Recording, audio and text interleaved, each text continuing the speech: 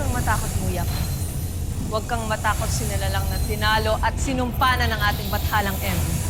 Matapang ka nga, amihan. Lalo't kay lakas ng loob mong hamunin ako. Hahamunin talaga kita para sa aking anak. At ngayon, iparamdam mo sa akin kung gaano ka kalakas at gaano ka kahusay. Tutuparin ko ang kahilingan mo, amihan.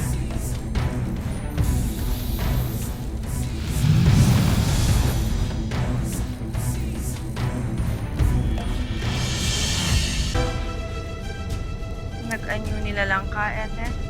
Upang lalong madali kitang mapapaamo. Sadyang palalo ka, Diwata.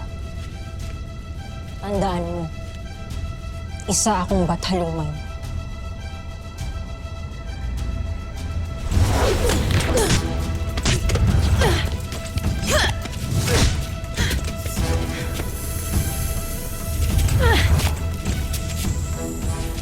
Mahal na Reyna, nag-iisa lang kayo.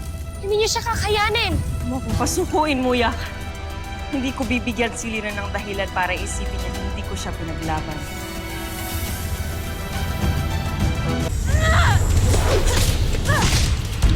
Mahal na Reyna! Marcia!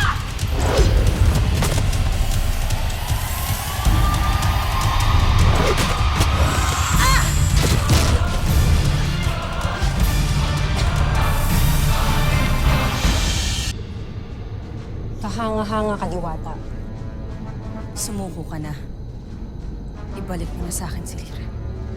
Hinding-hindi susuko ang isang bathaluman sa anumang laban. Hindi ko maibibigay sa iyo si Lira, ngunit sana, bibigyan na lamang kita ng isang bugtong na kung iyong masasagot ay maaaring magturo sa iyo sa kinaroroonan ng anak mo. Siya ay katulad din natin na makapangyarihan, ngunit higit na siyang mas malakas ngayon. Pagkat ang kapangyarihan niya ay nadadagdagan ang pinakamakapangyarihan na kaysa sa iyo. Nasa kanyang anak mo. Kaya paano mo mababawi sa kanya si Lira? Sino siya? Hindi ko sasabihin sa'yo.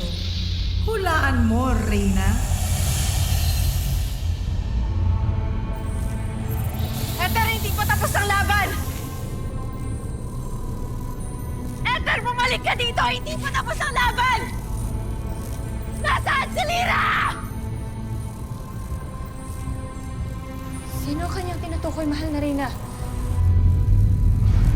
Mga Encantadix, para sa exclusive updates, punta lang sa www